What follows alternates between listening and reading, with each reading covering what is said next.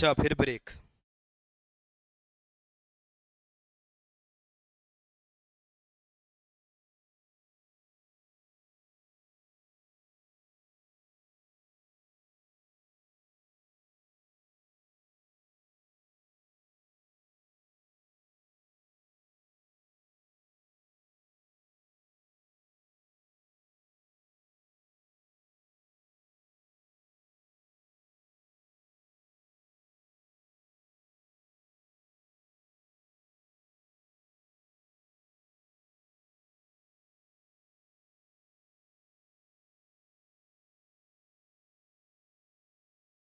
ठीक है, आगे सब। मिलन डांगी। कितना हो गया अकाउंट एफएम? हाँ, पर कितना समय लगेगा, मतलब बताओ तो, कोई डेडलाइन फिक्स की है क्या? क्या?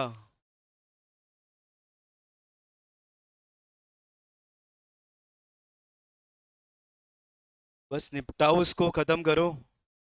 रोज़ फिर एक आध दो सेक्शन मतलब उठा लेना क्वेश्चन नए सीए इंटर के मॉड्यूल से। बरोबर। तो ठीक है, सीएल मैं चालू करूँगा तो सीएल उस समय हो जाएगा। जेआईजीएल मुझे नहीं लगता कि बहुत ज़्यादा परेशान करेगा तुमको, मुझे लगता है। हाँ। एक आध दो चैप्टर, तीन चैप्टर टफ हैं तो वो तो सबके लिए टफ है। खैर रिवीजन कराऊंगा, ऐसा नहीं है जेआईजीएल का। तो पहली प्रायोरिटी कंपनी लॉ है। फिर अकाउंट एफएम हो गया। एसबीआई एल एल तो नया आएगा तो इजी आएगा बहुत। एसबीआई हिस्सा करना है अच्छे से, टफ आएगा वो, मतलब ठीक ठाक आएगा। बस फिर सेकंड ग्रुप को टाइम देना है। अप्रैल में कोशिश करके अपने को फर्स्ट ग्रुप ख़त्म कर देना है, अप्रैल फर्स्ट वीक तक। अप्रैल से फर्स्ट ग्रुप पूरा रिवीजन में चलना चाहिए। क्या कहा मैंने? पूरा रिवीजन में, 2 5 दिन 10 दिन आगे पीछे है, 10 अप्रैल तक भी चलेगा। ठीक है। और उसको पूरा रिवाइज करना अगले 2 महीने। और सेकेंड ग्रुप चलना चाहिए एनी हाउ अपने 15 या 20 मई तक खत्म हो जाना चाहिए। ठीक है, 20 मई, नहीं मई क्यों बोल रहा हूँ, 20 अप्रैल तक। ताकि मई एंड से या मई मिड से या 20 एक मई से अपना सेकेंड ग्रुप रिवीजन पे आ जाए। तो एक तो अभी चल रहा है जीएसटी की, तो चिंता छोड़ो। इनकम टैक्स ठीक है, उड़ाना है, जल्दी जल्दी पढ़ो अब। सेकंड ग्रुप का एक सब्जेक्ट उठाओ, और फर्स्ट ग्रुप का एक चल ही रहा है तुम्हारा अकाउंट एफएम। सेकंड ग्रुप का जो टफेस्ट सब्जेक्ट है वो उठाओ अभी। एसएल लगता है तो एसएल, जेआईजीएल लगा, ये ईसीआईपीएल लगता है तो ईसीआईबीएल, जो भी टफ लगता है वो उठा लो। इसी में तो मैडम या मैं मिलके ही आईएमपी दे देंगे तुमको, वही करके चले जाना, तुम्हारा काम हो जाएगा तथास्तु। ठीक है, इसी में तो मैं दे दूंगा उनसे पूछ के। ठीक है। बचा क्या? एसएल तो बढ़िया चलाओ आराम से, धीरे धीरे लाइन बाय लाइन। नोट्स भी बना रहे हो तुम अच्छे से, सर बनवा ही रहे हैं, कोई दिक्कत नहीं है, अच्छे से चलने दो। ध्यान रखना, दोनों में से हाईएस्ट मार्क्स सेकेंड ग्रुप में ही आते हैं। क्योंकि दो ईसी आसान पड़ता है, एसएल भी आसान पड़ता है रिलेटिवली, इधर जीएसटी आसान पड़ता है। ठीक है, तो इनकम टैक्स में ही एफर्ट्स लगाने हैं तो भिड़ जाओ, इनकम टैक्स अभी निपटा दो, ताकि आखिरी में परेशानी नहीं बने। जीएसटी साथ में चल ही रहा है। ठीक है, तो इनकम टैक्स पर जितने हाथ पैर मार सकते हो मारो, सीए इंटर के क्वेश्चन लगा सकते हो लगाओ। आई बात समझ में? और दे पढ़, अब अपने पास समय ही नहीं है। कम से कम रोज क्लास मिलाकर 16 घंटे होने चाहिए। कितने? 16 घंटे। जिस दिन क्लासेस खत्म हो जाए उसको 16 को बढ़ाने हैं, 18 तक लेके जाने हैं। कितने? और 2 महीने भूल ही जाना है कि घर परिवार मोबाइल फोन दोस्त मित्र। अगर पागलपन नहीं हुआ तो ध्यान रखिएगा, कुछ नहीं होगा तुम्हारा। क्योंकि जो पागल है ना वही कर पा रहे हैं अब। जो समझदार हैं वो खाली एक एक सब्जेक्ट में पास हो रहे हैं, ग्रुप में पास नहीं हो रहे हैं। तो अगर कोई आप पे हंस दे और घर वाले बोल दे तू पागल मत वही जा जो पढ़तो तो खुश वही जा जो, और सोच जो मैं सही चल रही हूँ मैं। कई सोचना है। कि मैं सही रास्ता पे हूँ। दोस्त उन बोल दे कि भाई थारा कन फुर्सत ही नहीं है, तो आप समझ लीजिए कि आप सही रास्ता पे हो। आप नींद में सपना में भी सवाल सॉल्व कर रहे हो और आपका डाउट क्लियर वही रहा नींद में, आप सोच लीजिए आप सही रास्ता पे हो। समझ में आई रही है बात?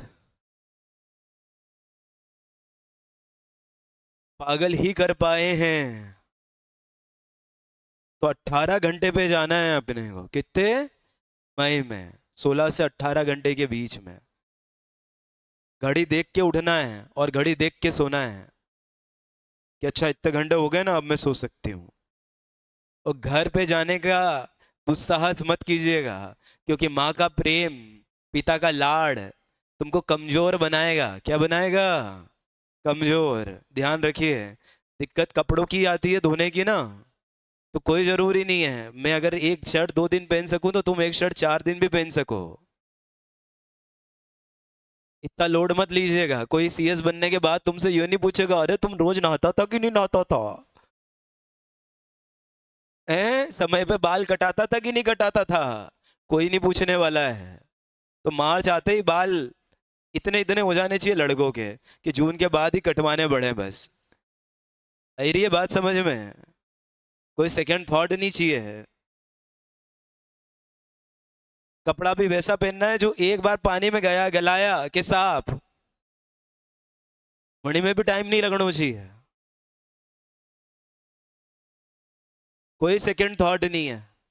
कोई नई चीज नहीं खरीदेंगे आप इन 3 महीनों में अगले, जिससे कि नई बाइक ले ली धूम बाइक, तो चलाओ नहीं तो फिर ल्यू क्यों?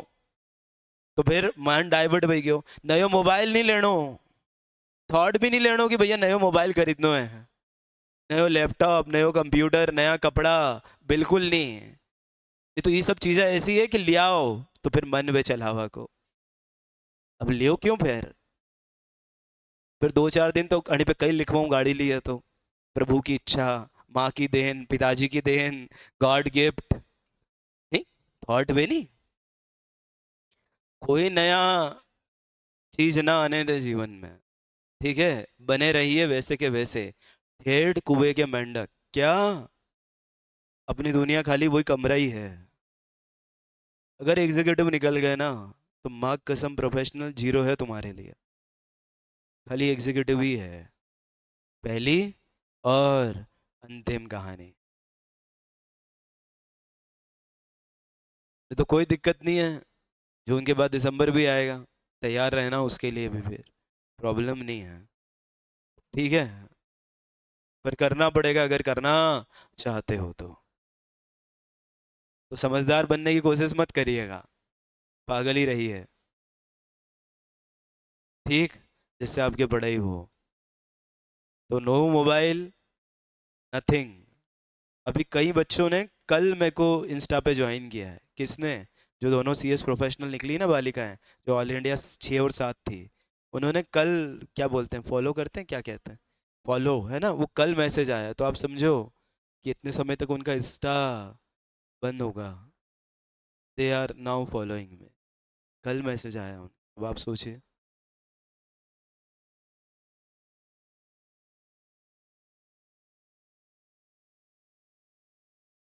उनको मैंने प्रोफेशनल नहीं पढ़ाया था, तुमको मैं प्रोफेशनल पढ़ाऊंगा, शर्त है तुम पढ़ोगे। पढ़ना तो पड़ेगा। तो समझ लीजिए, अपने को करना है किसी भी रूप से, है ना। स्वास्थ्य से कोई कॉम्प्रोमाइज़ नहीं, बस नींद से कोई कॉम्प्रोमाइज़ नहीं। आपको 8 घंटे सोना है, अब 8 घंटे सोइए, कोई रोक टोक नहीं है। उस 16 घंटे में जो मैं आप समझ रहे हो ना, उसमें आपका खाना पीना नहाना धोना सब कवर है, कोई दिक्कत नहीं है। 8 घंटे की नींद से कॉम्प्रोमाइज़ नहीं चाहिए मेरे को। बाकी नहीं नहाओगे मेरे को चलेगा, ठीक है। हेल्थ कॉम्प्रोमाइज़ नहीं होनी चाहिए, नींद और खाने पीने में कोई कमी नहीं हो। तो 3 चीज़ें करनी है आपको: सोना, खाना और पढ़ना। सोना, खाना और पढ़ना, और कुछ नहीं करना है आपको। देखो, नींद तोड़ के आप कुछ भी नहीं बन पाओगे, मोबाइल तोड़ के बन सकते हो।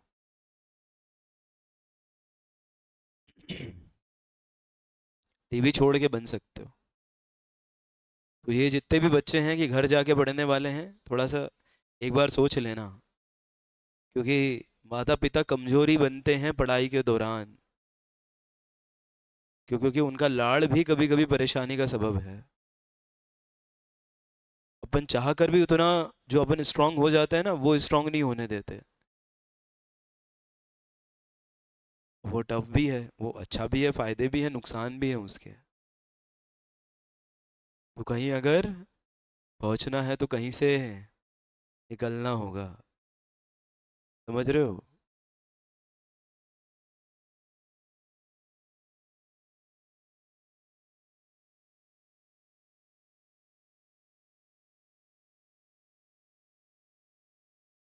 ये गुर्जर है, गुर्जर।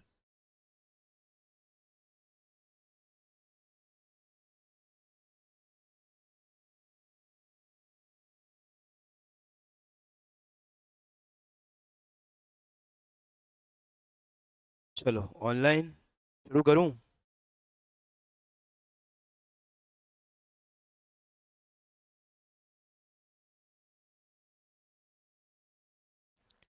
सबको समझ आ गई ना बात?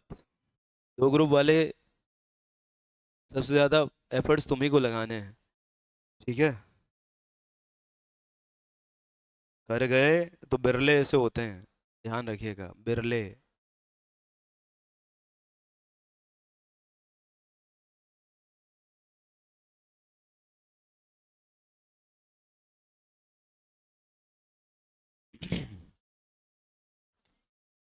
बताओ भाई। सेक्शन 136 सबसेक्शन 1 पूरा हो गया था। वन से का पाटीदार, बोलता जाओ फटाफट, कही तो 136 में कॉपी बंद कर दो। बोलो।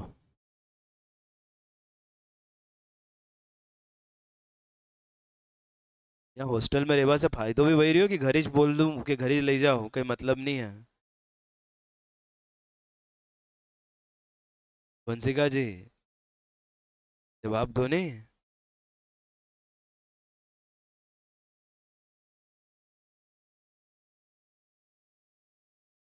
बोलो। 136।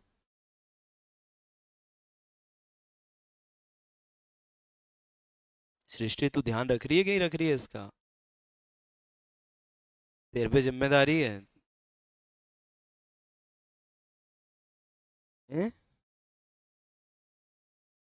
सृष्टि बता देगी 136। आजीज नहीं पढ़े हो कि रोज नहीं पढ़ रहे हैं? ठीक है, तो जया जेल शुरू करा फिर।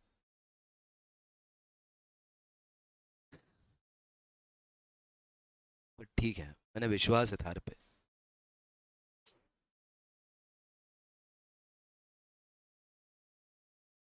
तो 136 सबसेक्शन 121 डेज पहले, prior to AGM,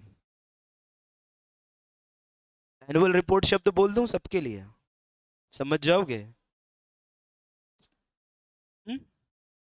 listed company.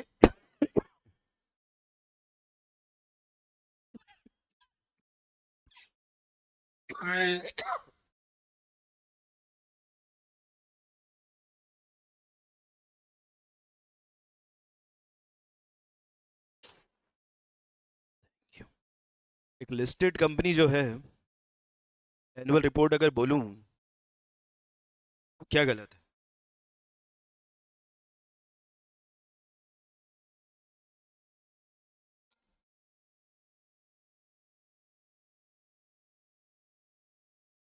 से भयंकर गालियां।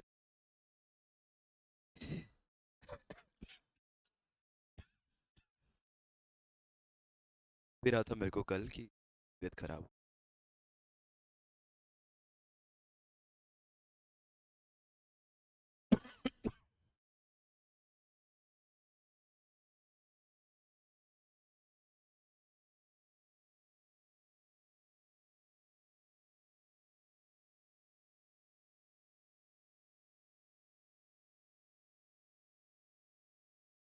21 डेज पहले, प्रायर टू द एजीएम,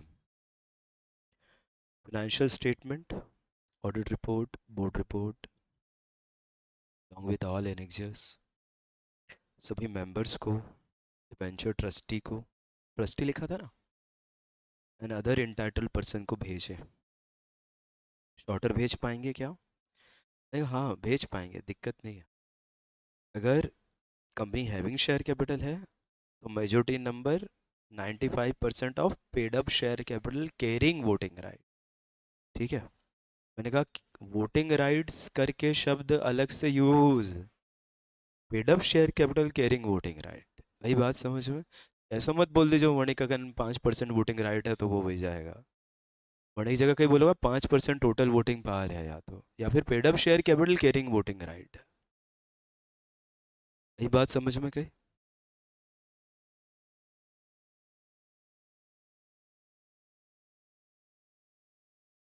या फिर मेंबर्स हैविंग वोटिंग राइट भी बोलते हैं कई जगह, क्या बोलते हैं? पर खाली वोटिंग राइट वाला कॉन्सेप्ट चलेगा। जैसे उदाहरण के लिए शॉर्टर नोटिस ऑफ एजीएम देना है, तो 95% of the members having voting right की कंसेंट लगी।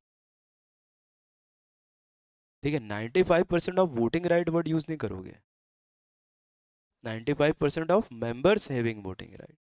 आई बात समझ में? पक्को? चाहो तो चेक कर लो, वाकई 101 में यही लिखा है ना, 95% of the members having voting right की कंसेंट। देखो एक बार चेक कर लो, तुम्हारे थोड़ी याद है, इतना भरोसा मत करो नहीं तो मैं फिर पूछूं तुम्हारे से प्रश्न। 96 सेक्शन में चेक करो, 96 में नहीं 101 में। Shorter notice.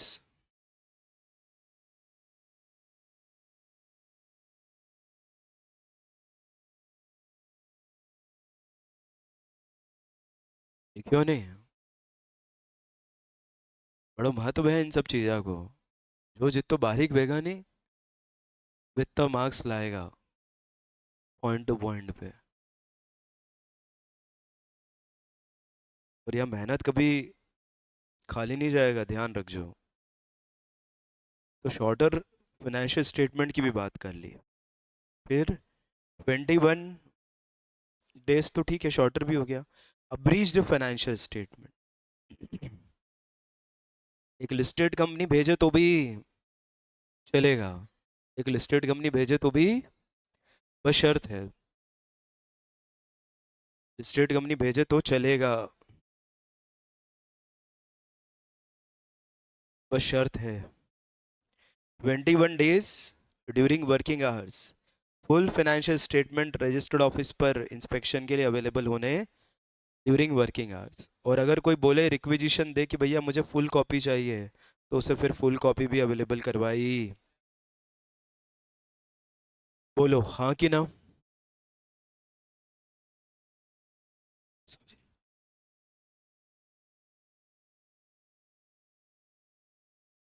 ये बात खत्म हो गई एक।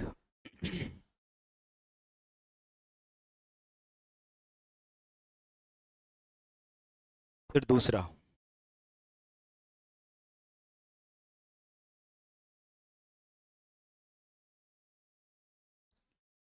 सर्विस कैसे करोगे?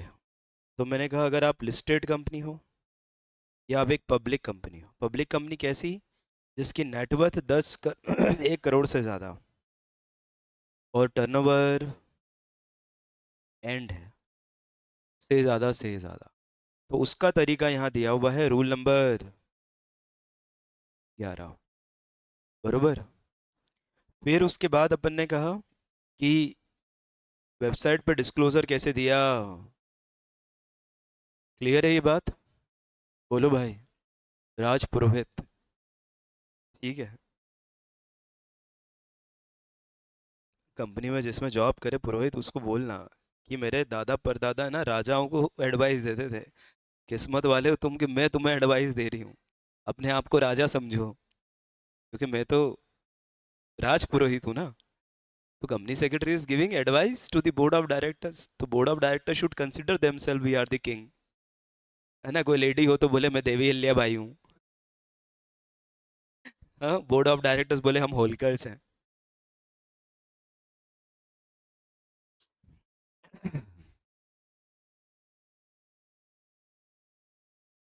136 सबसेक्शन 2 आना चाहिए। अब क्या आना चाहिए? सबसेक्शन 1 तो हो गया था। एक बार पढ़ लो फिर बात करते हैं। एक बार पढ़ लो फिर बात करते हैं। और ये जितने भी बच्चे हैं ना जिसका अटेम्प्ट है जून में, वो सुबह सुबह 7:30 से रहें। है ना, क्वेश्चन कैसे पढ़े जाते हैं मैं समझाऊंगा तुमको। आज भी सुबह मैंने बताया था कि एक क्वेश्चन में देख मिस्टेक दिख रही है।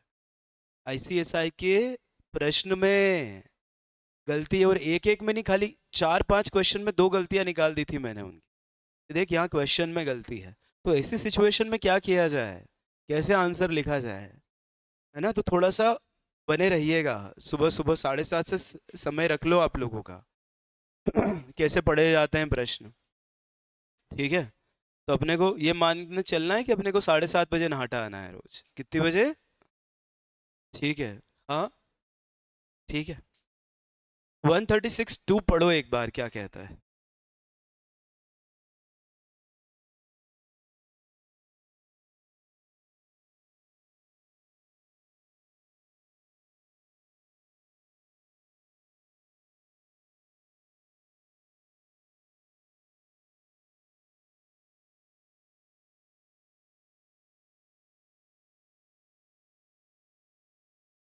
अब यार इसको जब पढ़ता हूँ तो पहला प्रश्न तो ये आता है, यार ये तो इंस्पेक्शन की बात कर रहा है। किसकी बात कर रहा है? तो बोले यार ऊपर भी तो इंस्पेक्शन कर रहे थे।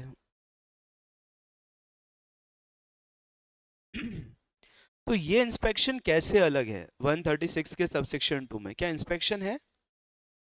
जरा चेक करो। और 136 के सबसेक्शन 1 के तीसरे पैराग्राफ में भी मैंने इंस्पेक्शन की बात की, अब्रीज फाइनेंशियल स्टेटमेंट में। देखो जरा, दोनों जगह इंस्पेक्शन आ रहा है। तो फिर ये कैसे अलग है? वहां वर्किंग आवर्स है, यहाँ बिजनेस आवर्स है। अच्छा ये बनता है कहीं। अनुश्री चोरे, वहाँ जिस फाइनेंशियल स्टेटमेंट की इंस्पेक्शन की बारे में बात की जा रही है, वो वो फाइनेंशियल स्टेटमेंट है जिसकी अब्रीज्ड कॉपी हमने भेजी है सभी मेंबर्स को, डिबेंचर। और ये जो फाइनेंशियल स्टेटमेंट है 136 सबसेक्शन 2 के, वो ये वाले नहीं है। वो पिछले 15 साल, 20 साल, 25 साल, 30 साल, 35 साल, जितने भी पुराने फाइनेंशियल स्टेटमेंट है उन सबके इंस्पेक्शन की बात कर रहा है। हमारी बात समझो। एक कौन सा इंस्पेक्शन है? अब्रीज, चूंकि फाइनेंशियल स्टेटमेंट अपन ने भेजा है तो उसकी पूरी कॉपी कोई देखना चाहे तो रजिस्टर्ड ऑफिस पर आकर वर्किंग आवर्स में देख सकता है। बरोबर है। हम बाकियों की बात वहां नहीं कर रहे हैं, वो स्पेसिफिक है टुवर्ड्स अब्रीज्ड ओनली। और यहां हम जिसकी बात कर रहे हैं, कहाँ? सबसेक्शन 2 में। पिछले 2 साल, पिछले 3 साल, पिछले 4 साल, पिछले 5 साल, पिछले 10 साल, पिछले 25 साल, जितने भी पुराने फाइनेंशियल स्टेटमेंट है, कोई भी मेंबर आके कहता है कि लाओ मुझे कॉपी दो, तो आपने बिजनेस आवर्स में भी अवेलेबल करवाना ही पड़ेगा। अगर आपसे फाइनेंशियल स्टेटमेंट की कॉपी दी जाए, मांगे, तो वो तो देनोज है। सब्सिडरी की मांगी तो सब्सिडरी की भी ऑडिटेड कॉपी आपने अवेलेबल करवानी है। तो subsection 2 is specific about all financial statement, जबकि subsection 1 third paragraph is in relation with the, जिसकी आपने अब्रिज्ड कॉपी अभी भेजी है, जिसकी खाली आपको 21 डेज तक अवेलेबल करवानी है उसके बाद। जबकि वो वाला जो सबसेक्शन 2 है ना, वो हर बिजनेस आवर्स में आपको अवेलेबल करवाना है। जरा चेक करो क्या डिफरेंशिएट कर पा रहे हैं अपन। बागड़ी।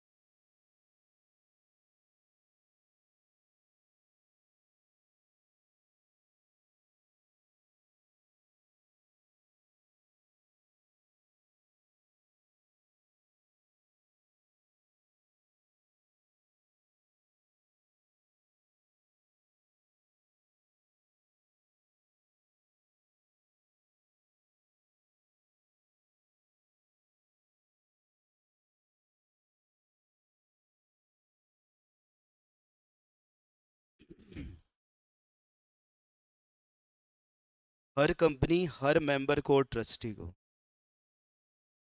जो सबसेक्शन 1 में बताए गए हैं, रजिस्टर्ड ऑफिस पर ड्यूरिंग वर्किंग आवर्स मतलब बिजनेस आवर्स अवेलेबल भाई। साथ में अगर मेंबर मांगे तो सब्सिडरी के ऑडिटेड अगर हैं तो, और अनऑडिटेड है तो भी अवेलेबल करवाने। ये इरिस्पेक्टिव कौन से साल की फाइनेंशियल स्टेट। अब ये बात तो क्लियर है ना कि financial statements are kept only at RO. इसकी जगह बदली, ये कहाँ पढ़ाया था मैंने? बिल्कुल, सेक्शन कौन सा है? खाली बुक्स ऑफ अकाउंट्स का प्लेस बदला जा सकता है इंडिया में, फाइनेंशियल स्टेटमेंट का प्लेस नहीं बदला जाएगा। ये बात जहन में बिठा लें। तो जब जब भी फाइनेंशियल स्टेटमेंट की बात की जा रही है, 128 क्लियर कट कह रहा है it is kept at RO. अब यहाँ इंस्पेक्शन के लिए भी बात कर रहे हैं तो एट आरओ, सब कुछ at RO in relation with the financial statement. यही बात समझ में? अब जहाँ जहाँ भी राजपुरोहित, इरम खान, प्राची जैन, दिव्यांशी जैन फ्रॉम छोटा नागदा, कानून नाग, हर नागदा, ठीक है, इंस्पेक्शन की बात होती है तो एक ही प्रोविजन सब जगह आता है। अगर सामने वाला इंस्पेक्शन नहीं कराएगा तो जो पेनल्टी है ना, जहाँ जहाँ भी इंस्पेक्शन देखोगे सब जगह सेम है, जहाँ जहाँ भी इंस्पेक्शन देखोगे सब जगह सेम है। हमारी बात समझ में आ रही गई? बोलो। रिस्पेक्टिव ऑफ द प्लेस, जहाँ भी आप देखोगे पेनल्टी सेम है। 25,000 रुपये फॉर द कंपनी और ऑफिसर पे 5,000। आपने यकीन नहीं हुए तो मत करो, मैं लाइन से तुम्हारे ऐसा सेक्शन बताऊं जहाँ पे ही चेक कर जो हमारा हिसाब से मैं सही हूँ, हमारा हिसाब से मैं तो तुम्हारे तोड़ बता ही रही हूँ। समझ रहे हो ना, तोड़ गए हुए हैं बहुत सारी प्रॉब्लम को, वन स्टॉप सॉल्यूशन। वे जहाँ जहाँ भी इंस्पेक्शन है वहाँ 5,000 25,000 5,000 25,000 5,000 25,000, थॉट ही नहीं देना दूसरों। अब बताओ कहाँ कहाँ इंस्पेक्शन है? जैसे सेक्शन नंबर 94 में पलचा पटा पर्चा,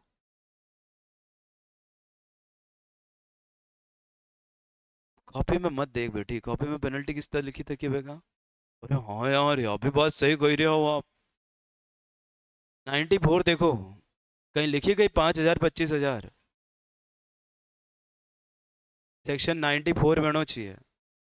अगर 94 में नहीं है तो फिर 88 में, दो ही में से एक जगह इंस्पेक्शन की पेनल्टी दे रखी है। 94 में नहीं तो 88 में, दो ही जगह इंस्पेक्शन की बात करी था कि एक बार चेक करो। 94 में है पेनल्टी, कही है पेनल्टी भी तो चेक करो।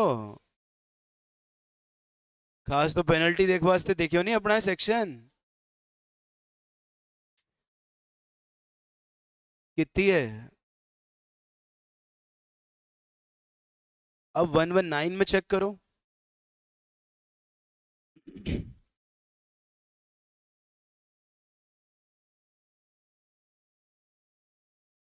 इंस्पेक्शन पे तो एक जैसी है, आने पे इंस्पेक्शन नहीं है, अलग बात लिखी देखिए, देखो एक बार कितनी है। 5,000 और 25,000, यहाँ पे भी 5,000 25,000, और इसका अलावा 2 मिनट, हाँ, सेक्शन नंबर 1 2 3 4 5 6 7 8, सेक्शन नंबर 17 देखो, स्पाइरल में नहीं मिलेगा, तब पैसा थोड़ी लिया मैं।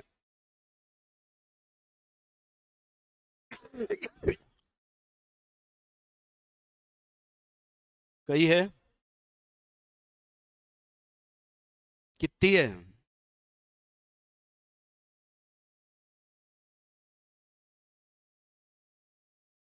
1,000 और कौन सा सेक्शन में? 17 में। अभी एक और देखिए, 94 में 1,000 और 1,00,000, और कहाँ पे देखिए 5,000 25,000, वहां पे भी और यहाँ पे भी, तो दो हिस्सा में बांट दिया। इंस्पेक्शन की दो तरह की होगी पेनल्टीज, कितनी? 1,00,000 1,000 वाले और 5,000 25,000 वाले। ठीक है। अब जहाँ जहाँ भी इंस्पेक्शन आए तो एक बार चेक कर लिया करो कि भैया कहीं 1 लाख 1 हजार वाली है या 5 हजार 25 हजार वाली है, बरोबर कहीं? पक्को ध्यान रहेगा अब। बोलो online.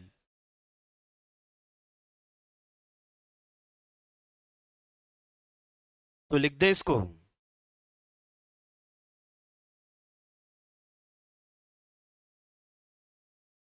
Company shall make available financial statement, audit report, board report,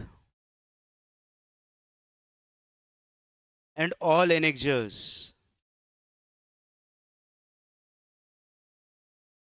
available for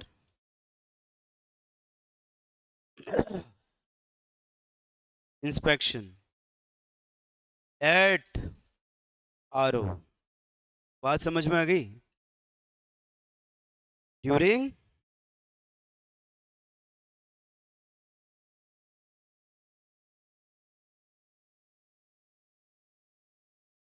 ठीक। if asked by member, copy of audited and unaudited financial statement of subsidiary, balance sheet करके कहीं नहीं बोलना है अब। shall also be available। खत्म।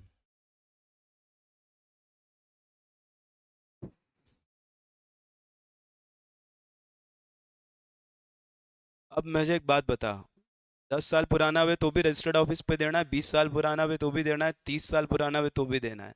तो बता, अब जब तक है जहाँ तब तक संभालने रखना है। जब तक मेरी सांस चलेगी एंजेलिना तुम्हें मैं याद रखूंगा। फाइनेंशियल स्टेटमेंट खत्म नहीं कर सकते, बुक्स ऑफ अकाउंट्स 8 साल तक है। फाइनेंशियल स्टेटमेंट तो हमेशा के लिए, कुछ दिया हुआ नहीं है तो परमानेंट है ऐसा।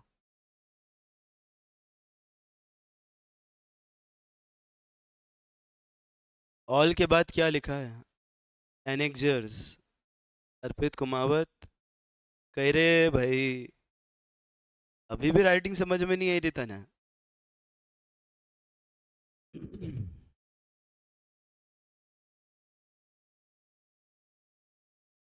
अब राइटिंग सुधारनी ही पड़ेगा।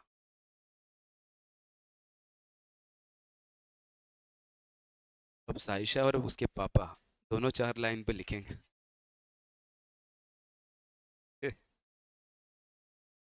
4 लाइन की कॉपी में।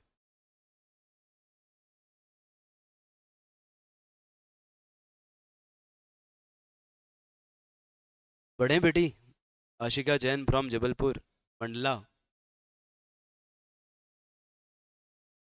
अब बेटी फाइनेंशियल स्टेटमेंट देख, मैंने मेंबर्स को भेज दिए, डिबेंचर ट्रस्टी को भेज दिए, है ना? यहाँ पे सिर्फ मेंबर्स के साथ डिबेंचर ट्रस्टी भी कर देना। हाँ, क्या कर देना? हाँ, नहीं तो हमारा भैया अक्षु गुस्सा हो जाएगा, बोले ये भी तो था। आज सौरभ सोलंकी नहीं है, सुजल चावड़ा नहीं है, हमारा रोशित गुप्ता नहीं है, वो तो हमारा कुमावत तो आ ही नहीं रहा है। हाँ हाँ, विकेट गिर रहे हैं अब इनके।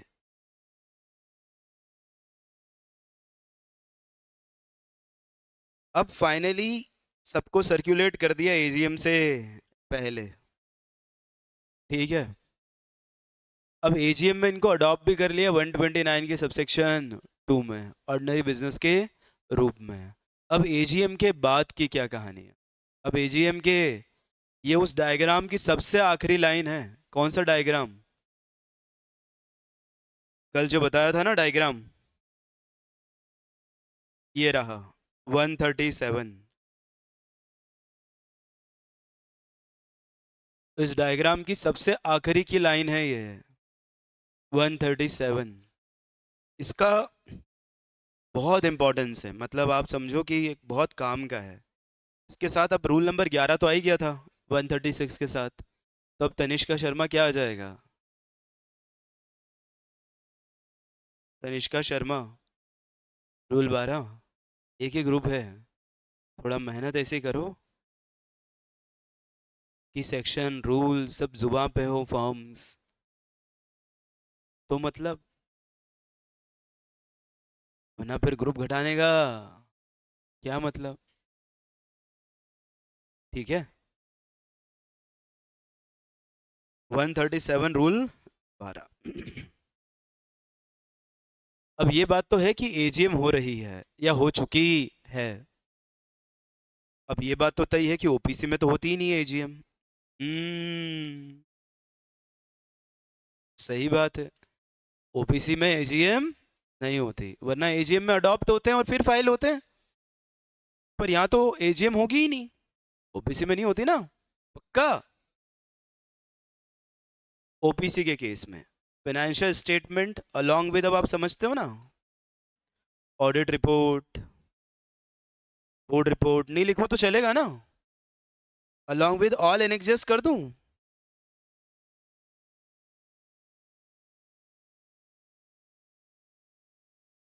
शैल be filed with ROC. Milan Dangi आया है ना आज? नहीं आया, ऑनलाइन है।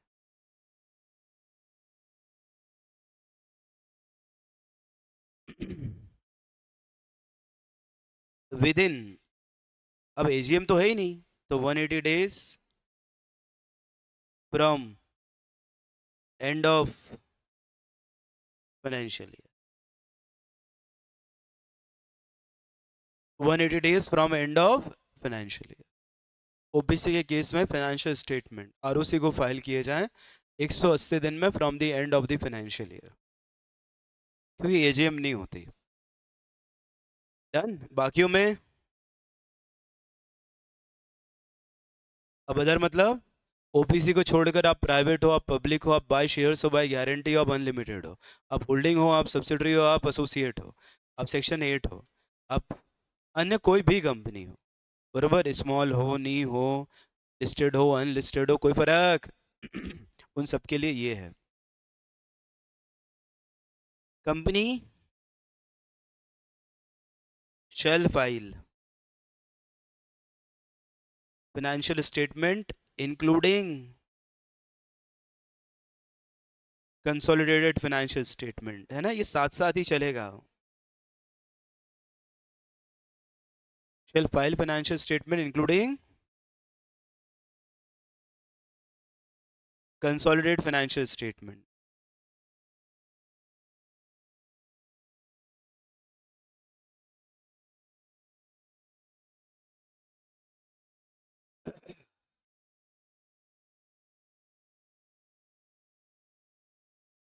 To ROC within 30 days of AGM. मैं क्या कह रहा हूँ, ऑफ और फ्रॉम में अंतर बताया था ना। ऑफ में क्या होता है,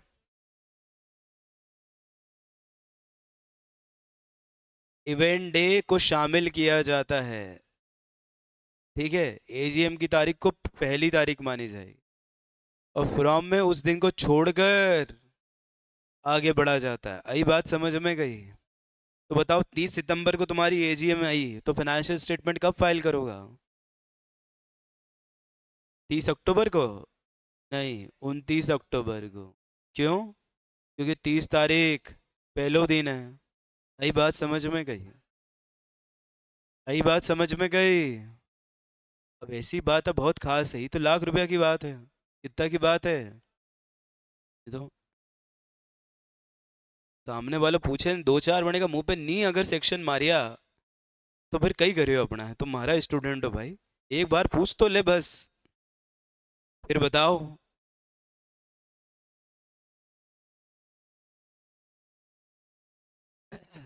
मैं कह रही हूँ सेक्शन पूछे वो, तो सेक्शन जो पूछेगा वो भी समझदारी जुएगा। Company shall file financial statement including consolidated financial statement to ROC within 30 days of AGM, from AGM नहीं। अब भूल भी जाओ तो फर्क नहीं पड़े कि आप की जगह फ्रॉम भी लिख दियो तो कई फर्क पड़ रहे हो वहाँ।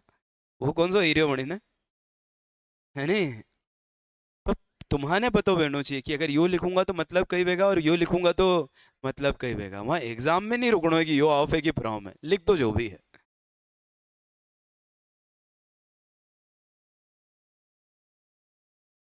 अभी आएगी उसकी चर्चा, ठीक है। एंड नहीं, कंक्लूजन वे, एंड कई वे, कंक्लूजन ऑफ एजीएम करने शब्द वे, within 30 days of AGM, ठीक है।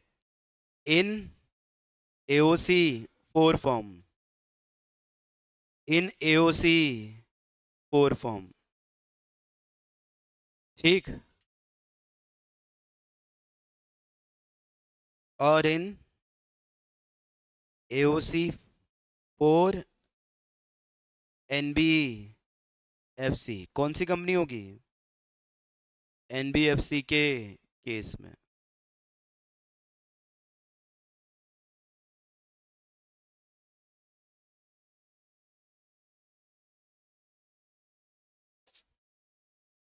बरोबर है। अब यहाँ तो एजीएम है ही नहीं तो एडजमेंट का तो फंडा आया नहीं। यहाँ पर है, इफ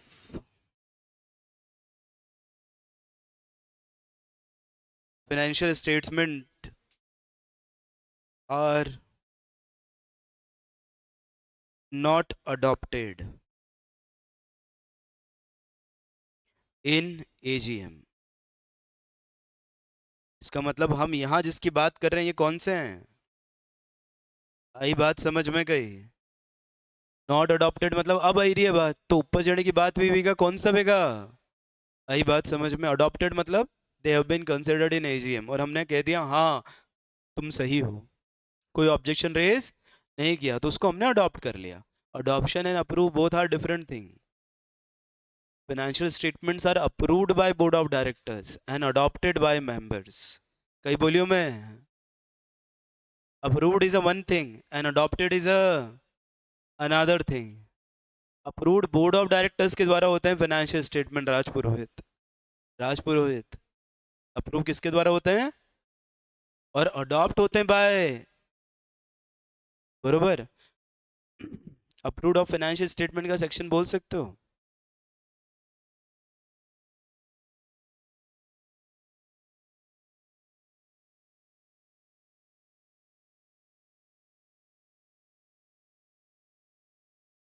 134 सबसेक्शन 1, पलटाओ पर्चे। 134 कहाँ दिखेगा, कौन से सेक्शन, कौन से चैप्टर में दिखेगा अगर कॉपी देख रहे हो तो। बोर्ड रिपोर्ट वाले में। कॉपी देख रहे हो तो, और स्पाइरल देख रहे हो तो कोई दिक्कत नहीं है, देखो लिखा होगा अप्रूवल ऑफ फाइनेंशियल स्टेटमेंट।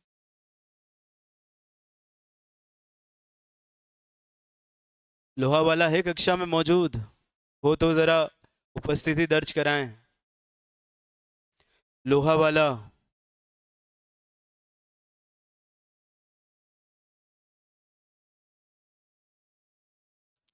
मिलियो। अब जब यो पढ़ाया तो 179 को सबसेक्शन 3 को जी वाला पॉइंट भी लिखवाए तो कि ये अप्रूवल हमेशा बोर्ड मीटिंग में होगा। आई बात समझ में। तो approval is a different thing and adoption is a different thing. Approval पहले होता है, अडॉप्शन बाद में होता है, ध्यान रहेगा। बात बेसिक है पर अंतर है, समझ में आना चाहिए। मैं कही क्यों कि खाली अगर फर्क मार में और कहीं दूसरा टीचर में है, बात सब कराए, पढ़ाए सब, बस अंतर खाली बेसिक्स को है। सबका बेसिक्स बहुत अच्छा है पर हमारा भी बेसिक्स बहुत अच्छा है। मैं सही बोल रही हूँ, कोई तारीफ नहीं कर रही हूँ, आज बात बता रही हूँ तुम्हारी। अगर इतो सीख गया नहीं तो तुम्हारा काम वही जाएगा, क्योंकि बहुत साल दिया है कंपनी लॉ पे। कही पहला प्यार एंजेलिना थोड़ी थी, कंपनी लॉ था पहला प्यार। एंजेलिना तो दूसरी है।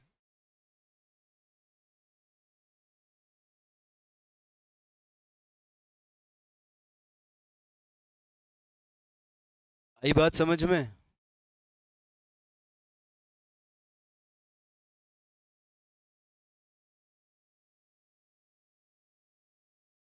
लोहा वाला। अब क्या हुआ? एडजन हो गई, क्योंकि एडजन तो करना ही पड़ेगा। क्योंकि एडजन कब होती है? जब एजीएम के समस्त मामले नोटिस के ट्रांजैक्ट नहीं हुए, कुछ रह गए, या तो हाँ में हो जाएं या ना में हो जाएं, प्रॉब्लम नहीं है। पर ना हाँ कहा ना कहा, तो अब मैं क्या मानूं? इंतज़ार करूं? और जब इंतज़ार है मतलब एडजनमेंट है, इंतज़ार है मतलब AGM shall be adjourned.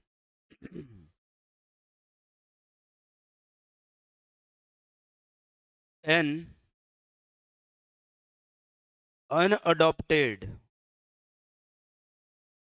financial statement shall be filed with ROC.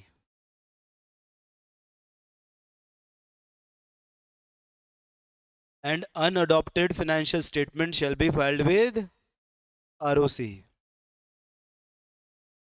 क्योंकि अडॉप्ट तो हुए नहीं। कितने दिन में? वही विद इन 30 days। कब से? एजीएम से। And once financial statements are adopted, such adopted copy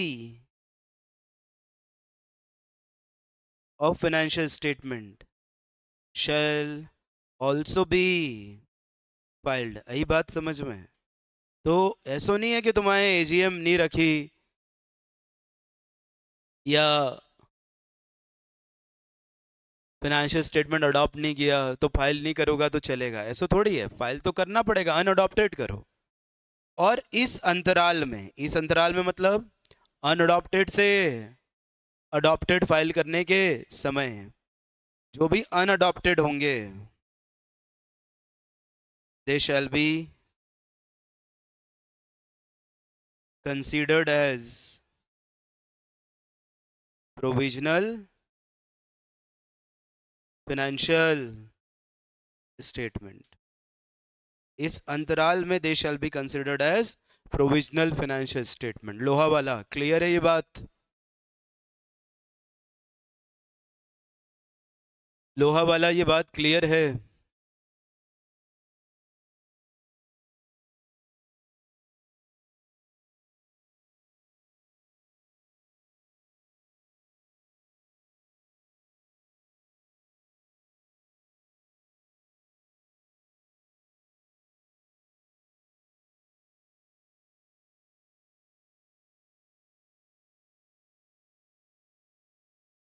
इस अंतराल में, अब जो बात कह रहा हूँ वो एग्जाम के क्वेश्चन की है बेटी। ठीक है, ये तो नॉर्मल है, इसमें कोई बड़ी बात नहीं है। ठीक है, एक आध दो फॉर्म के यूज़ और होंगे वो आगे बताऊंगा। इसी के हिस्से की बात कर रहे हैं अपन, किसी के? इसी के। थोड़ा सा और कंटिन्यू कर रहा हूँ। Where such company has subsidiary outside India,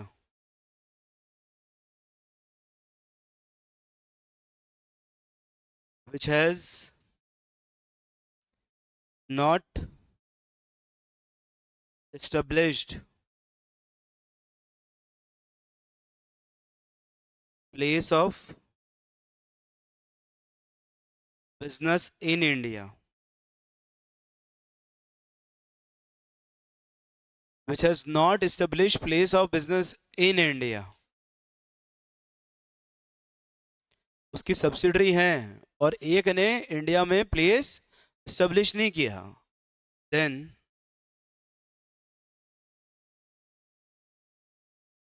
such company, सच मतलब कौन सी? Holding company, shall also file separate audited financial statement of such subsidiary.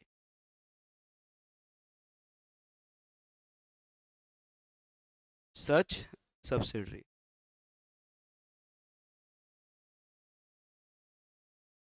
ये आईएमपी मार्क करिएगा।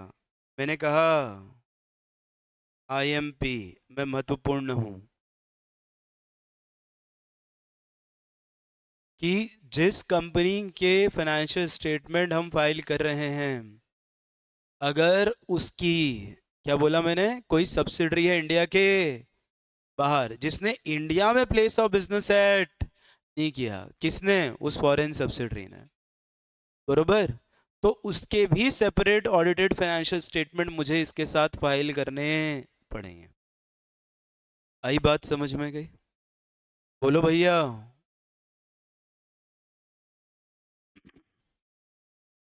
अब मान लो जो सब्सिडरी है इंडिया के बाहर, उसे फाइनेंशियल स्टेटमेंट ऑडिटेड करवाने की ज़रूरत ही नहीं है, तो फिर उसके इस प्रोविजन के लिए ऑडिट करवाएंगे क्या? नहीं, उसने कहा फिर ऐसे केस में अनऑडिटेड ही फाइल कर दो, चलेगा। ठीक है, यदि ऐसी फॉरेन सब्सिडरी को फाइनेंशियल स्टेटमेंट ऑडिट करवाने की ज़रूरत नहीं, तो फिर कहाँ के लॉ के हिसाब से? फॉरेन के लॉ के हिसाब से, बरोबर ना? तो फिर ऑडिटेड, अनऑडिटेड ही फाइल कर देंगे।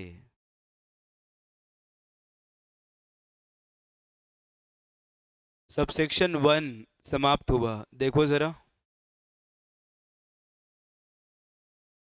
सबसेक्शन 1 समाप्त हुआ। आराम से पढ़िए 137, सबसेक्शन 1 पढ़िएगा।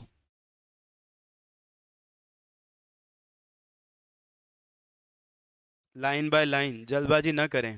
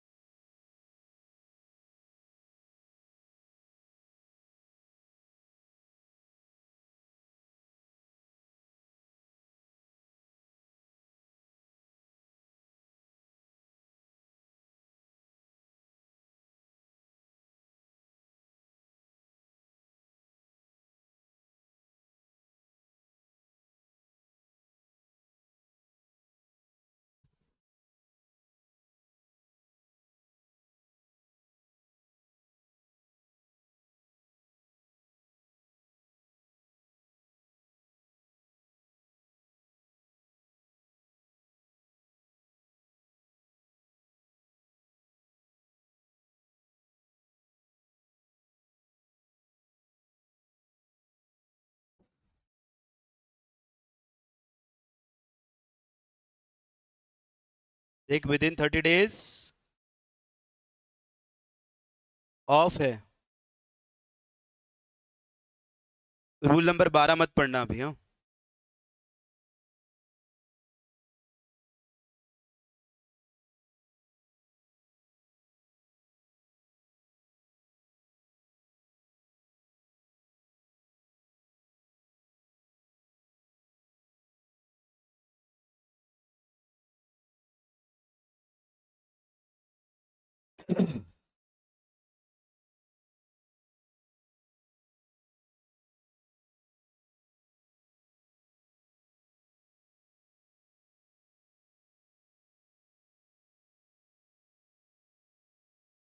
shall be provisional till financial statements are after their adoption, मतलब till adopted is filed।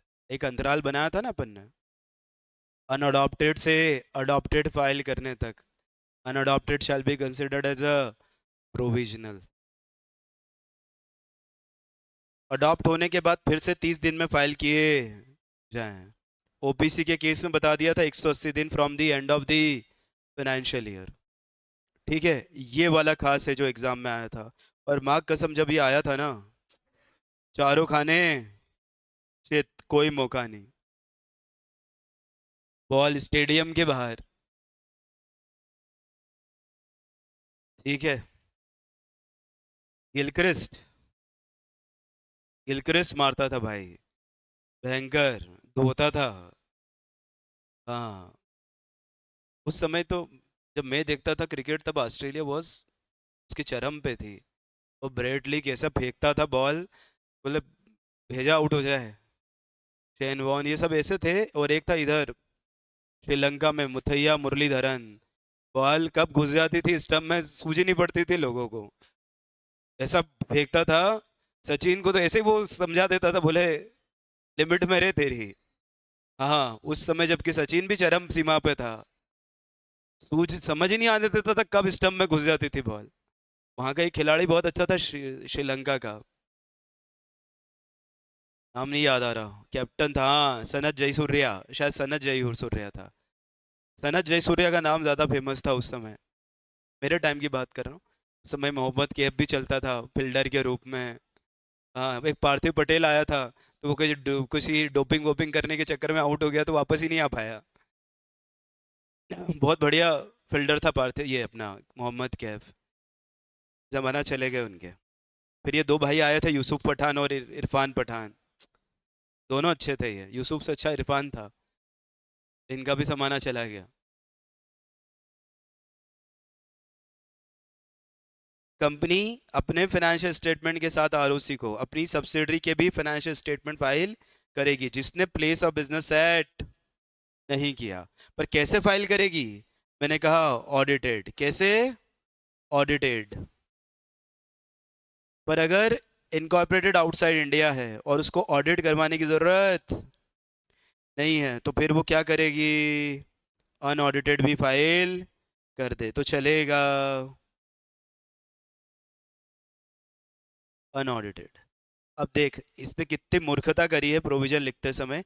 Attach accounts of subsidiary मतलब एनुअल अकाउंट्स, जबकि यहाँ क्या लिखा है? Unaudited financial statement of the subsidiary. मैंने कहा ना, अकाउंट शब्द तो आप यूज ही नहीं कर सकते। अब आपको क्या शब्द यूज करना है? Financial statement. आप बैलेंस शीट भी बोल रहे हो तो आप गलत बोल रहे हो, फाइनेंशियल स्टेटमेंट। अब इनको ये लॉ बनाने की सोचनी पड़ रही है, आईसीएसआई को पेपर बनाने की सोचनी पड़ रही है, और बीच में कौन लटका है? स्टूडेंट। जो ज्यादा सीख ले, उसको ज्यादा ज्ञान हो तो भी दिक्कत है, वो भी फेल हो जाए इनके चक्कर में, बोले यार तेरे को अच्छा, तेरे को ज्यादा आता है तो तेज चल रहा है। खत्म। अब तक तो ये बात थी कि एजीएम से 30 दिन में कंपनी को फाइनेंशियल स्टेटमेंट फाइल करने हैं, बरोबर है। एडजन हुई तो एडजन से 30 दिन में फाइल करने हैं, और ओरिजिनल से भी 3 दिन में फाइल करने हैं। तब तक प्रोविजनल रहेंगे। मैंने एजीएम ही नहीं रखी, लो। तो क्या होगा? 137 सबसेक्शन 2। बताओ एनुअल रिटर्न में क्या होता था जब एजीएम नहीं रखते थे तब?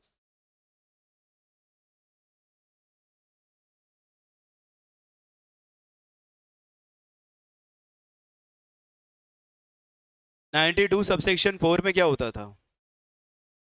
एजीएम रखी तो 60 दिन में फाइल करो, एजीएम नहीं रखी तो लास्ट ड्यू डेट से 60 दिन में फाइल करो। और ड्यू डेट से 60 दिन में फाइल करो वो तो एक बात है, पर reasons of not holding the AGM भी बताओ। और तुम्हारे ऐसा लगे कि शायद सर कहीं भी बात कर रहे हैं तो भरोसो, जरा चेक करो बोर्ड रिपोर्ट का साथ। बोर्ड रिपोर्ट का साथ 92 पढ़ा है तो तनिष्का देख तो बेटी। कॉपी में देख रहे हो तो बोर्ड रिपोर्ट वाले चैप्टर में, स्पाइरल में देख रहे हो मतलब बोयर एक्ट में देख रहे हो तो सेक्शन 92 सबसेक्शन 4। देखो, अगर एजीएम रखी तो 60 दिन में, और एजीएम नहीं रखी तो ड्यू डेट से 60 दिन में, देखो, अलॉन्ग विद रीजंस।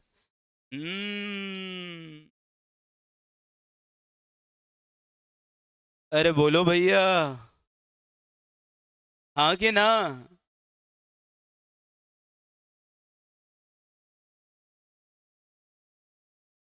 और यहाँ पे चेक करो, डिट्टो लिखा है। कैसे लिखा है? डिट्टो, हमारे गांव की भरी भाषा में डिक्टो।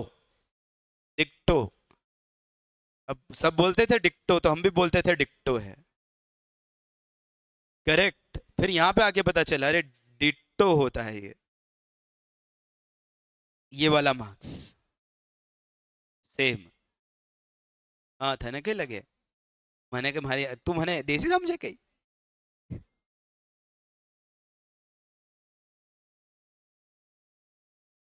लेडीन है, लेडीन शब्द है डिट्टो। एक केस पढ़ रहा था, उसमें लिखा सेंस। तो मैं, क्योंकि यार मैं तो यो वाला सेंस पढ़ियो है, ठीक है। उसमें लिखा सेंस, ये भी एक लैटिन वर्ड है, इसका मतलब होता है विदाउट। क्या होता है? विदाउट।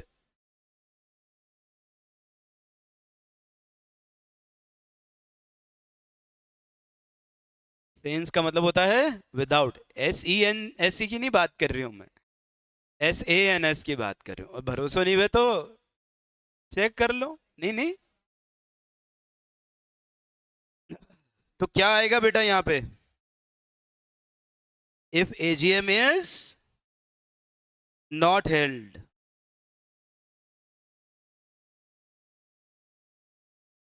अनअडॉप्टेड ही फाइल होंगे, क्योंकि AGM होती तो अडॉप्टेड होते।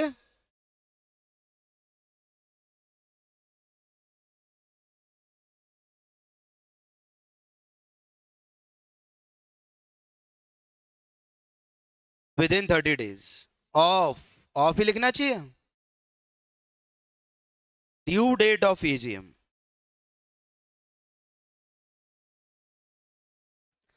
ड्यू डेट ऑफ AGM से 30 दिन में। ड्यू डेट ऑफ AGM से 30 दिन में। एंड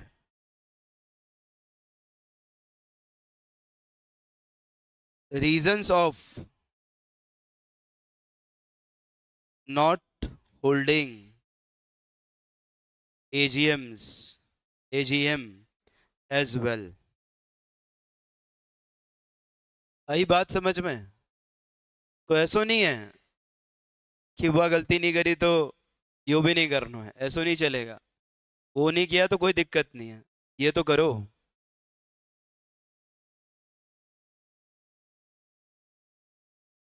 ठीक है दोस्त। अब 137 सबसेक्शन 3, इसको पढ़ के ऐसा लगा जैसे जैसे ये जो पेनल्टी है, ये 117 की 2 है, ये 92 की 5 है। तीनों की एक जगह है, एक जैसी है। कैसी है? एक जैसी। क्या है सबकी पेनल्टी? पढ़ाया होगा ना मैंने तुम्हें।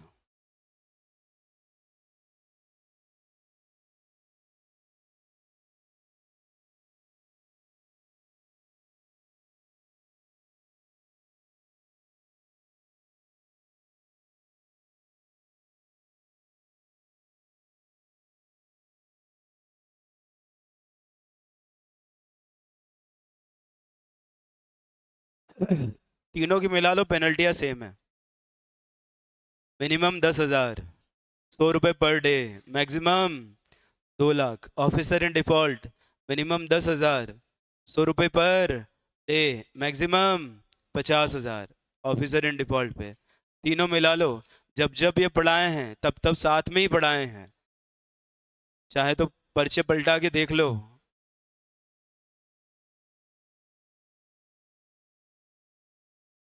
अनीशा चंडालिया, तुम इस बैच में क्या कर रही हो अनीशा?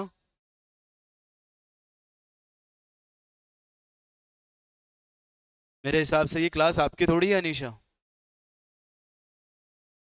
अब तो भी आई थी ना नवंबर में। ये जून वालों की है, मतलब जुलाई वालों के लिए। चंडालिया जी फ्रॉम कुशलगढ़ राजस्थान।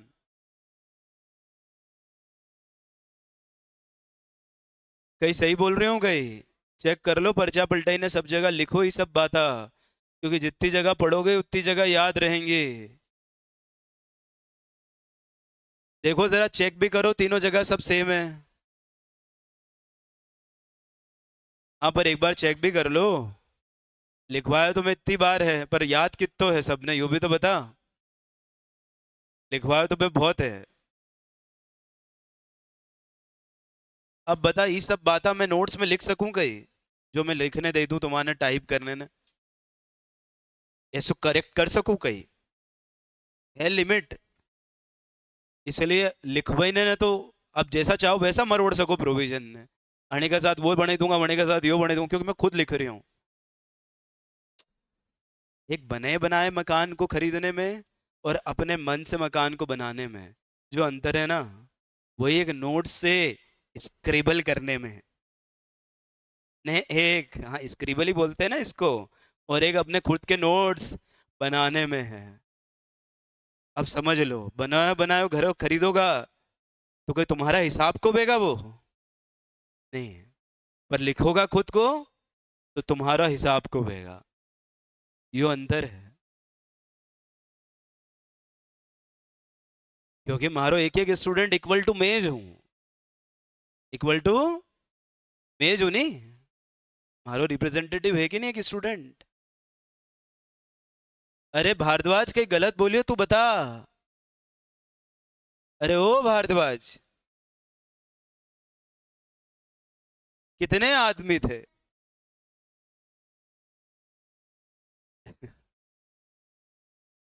खत्म। अब सुनिए,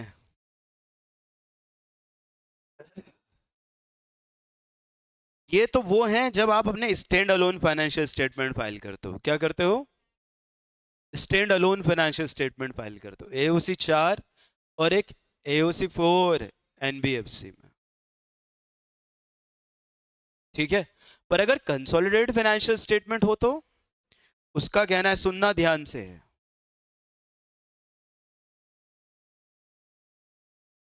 consolidated financial statement AOC 4 CFS में फाइल होते हैं। किसमें?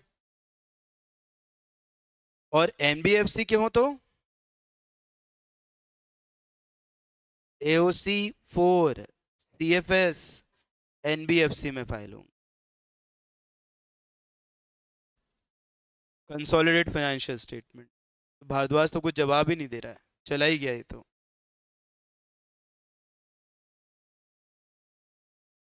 हाँ नहीं है हमारे बीच, ये तो ये अच्छा ही जवाब देता। डन गई। मैडम बोलो। अब सुनो, ये नहीं आएगा एग्जाम में, जो पढ़ा है वो एग्जाम में नहीं आएगा। अब जो आएगा वो मैं बता रहा हूँ। वैसे तो नॉर्मल नियम यही है कि फाइनेंशियल स्टेटमेंट एओसी 4 में या एओसी 4 एनबीएफसी में या एओसी 4 सीएफएस में या एओसी 4 सीएफएस एनबीएफसी में फाइल होते हैं। बट कुछ कंपनियों को एक्सबीआरएल फाइल करना पड़ता है। क्या फाइल करना पड़ता है? But following companies shall file financial statement in XBRL form. XBRL का फुल फॉर्म है extensible business reporting language.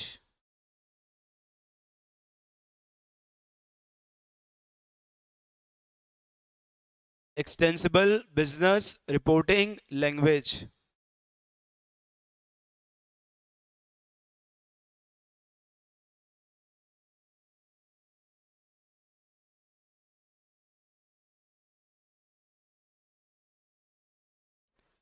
Extensible business reporting language.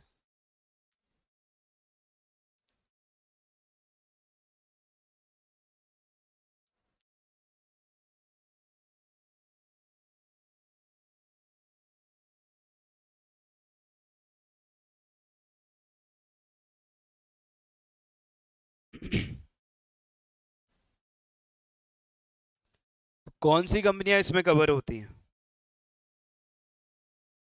Every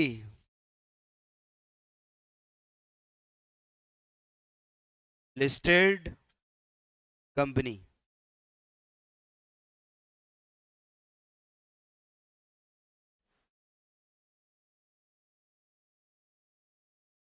and its unlisted Indian subsidiary.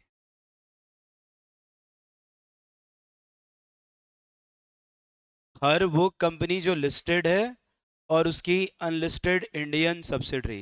एक एक्सबीआरएल रूल करके है बेटी, मोबाइल में वो तो वही देख रही थी ना, तो चेक करना एक्सबीआरएल रूल्स।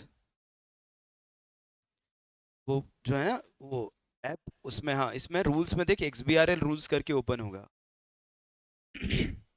इसी के साथ होगा एओसी के नीचे। दूसरा, company having paid up share capital 50 crore और मोर, और company having turnover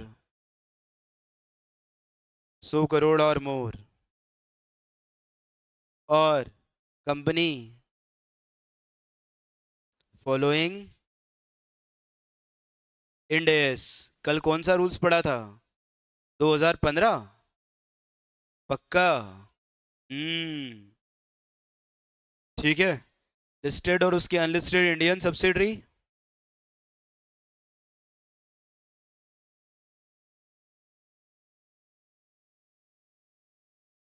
other than, देखो, बैंकिंग कंपनी होगी, इंश्योरेंस कंपनी होगी,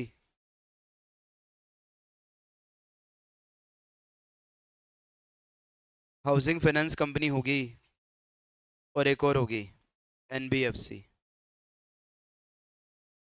चेक करो, रूल नंबर 3 है ये एक्सबीआरएल रूल्स का। किसका? जरा चेक करो, और ये एग्जाम में आ जाता है, पूछा जाता है फलानी कंपनी को बताओ एक्सबीआरएल लगाना है कि नहीं लगाना है। अब बताओ ये सारी लिमिट्स कौन याद करेगा? हम करेंगे। कैसे याद रखेंगे? एक जगह लिख के। कैसे? हाँ, जब रिवाइज करो तो 10 पेज खाली रखना, और सेक्शन वाइज लिमिट लिखना इनकी। 107 की लिमिट ये है, या 108 की लिमिट ये है, 115 की लिमिट ये है कि स्पेशल नोटिस कौन दे सकता है। फिर एक्सबीआरएल की लिमिट ये है, 136 की लिमिट ये है, 101 में शॉर्टर नोटिस की लिमिट ये है। परसेंटेज याद नहीं रहेंगे नहीं तो, है ना। विजिल मैकेनिज्म की लिमिट ये है, ऑडिटर रोटेशन की लिमिट ये है, इंटरनल ऑडिट की लिमिट ये है। ऐसे ही साथ में लिखने पड़ेंगे। जैसे तुम्हें याद है मैंने सब आर्टिकल कहाँ कहाँ अथॉरिटी चाहिए, कहाँ कहाँ एसआर लगेगा, कहाँ कहाँ बोर्ड रिपोर्ट में लिखना पड़ेगा, ऐसे बनाते हैं ना। तो ऐसे लिमिट ध्यान रखो तो याद रहेंगी चीज़ें, नहीं तो कैसे रहेंगे यार। तुम ये बोलते हो हमारे याद ही नहीं रहे, याद ही नहीं रहे, अरे तरीका वे याद रखवा का, कई वे तरीका। कड़ी ने भी याद नहीं वे भी तो।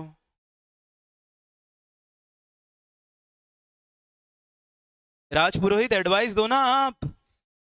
सर आप राजा थोड़ी हो, आपको एडवाइस देंगे? हम तो राजाओं को ही देते थे।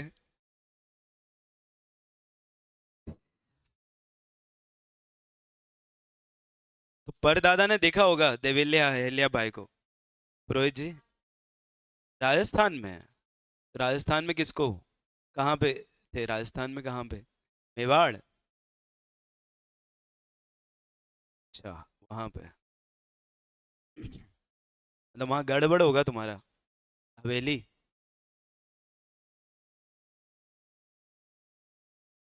अच्छा,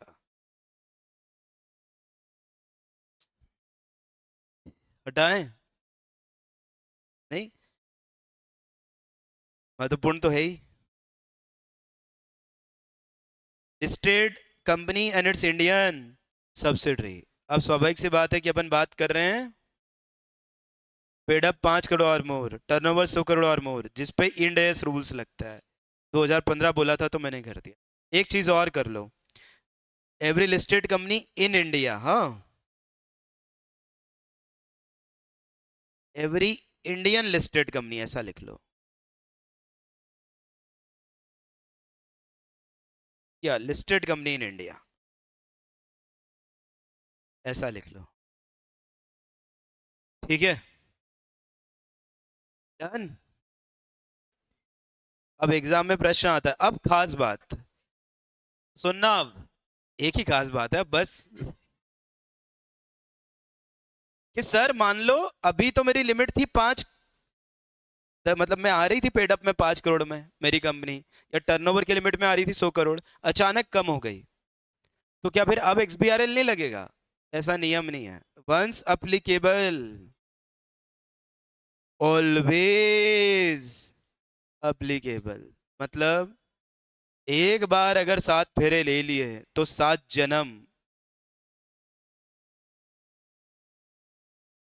चाहो तुम या ना। करेक्ट है।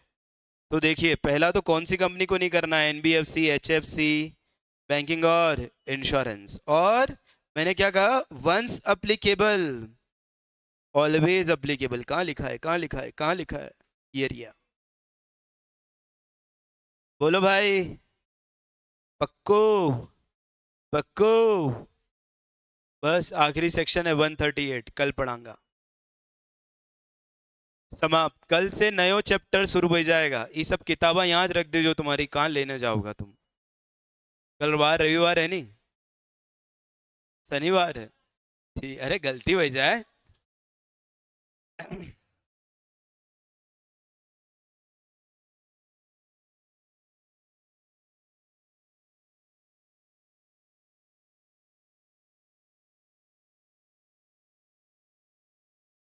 चलो, बाय।